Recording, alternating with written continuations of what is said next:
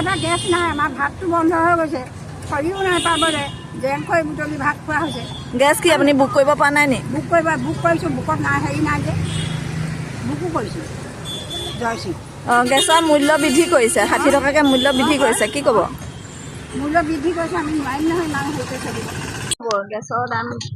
গেছৰ দামটো বহুত 60 টকাকৈ এতিয়া বৃদ্ধি হোৱা দেখিবলৈ পোৱা গৈছে। জনসাধাৰণৰ মূৰত ৰাম টাঙন মাৰিছে। এইটো মানে এইটো জনসাধাৰণ যদি সজাগ নহয় তেতিয়া ৰাইজে আৰু ভুগিব লাগিব।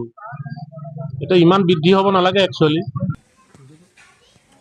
মানে গেছৰ এই যুদ্ধৰ হেৰিৰ কাৰণে হয় হৈছে। এতিয়া বুকিংটো নহৈছে, বুকিংটো 25 দিনত কৰিছে, গ্ৰাম্যবিলাকত 45 দিন কৰিছে। হয়, সেয়াই এতিয়া গেছ এতিয়া দিবলৈকে দিগদাৰ হৈছে, বুকিং নহৈছে। কিমান দিন এনেদৰে চলি থাকিব? জানো এতিয়া আমি সেইটো গম পোৱা নাই এতিয়া কিমান দিনলৈকে হয়। অঁ, আচলতে যুদ্ধৰ কাৰণে এনেকুৱা এটা সমস্যাৰ সৃষ্টি হৈছে।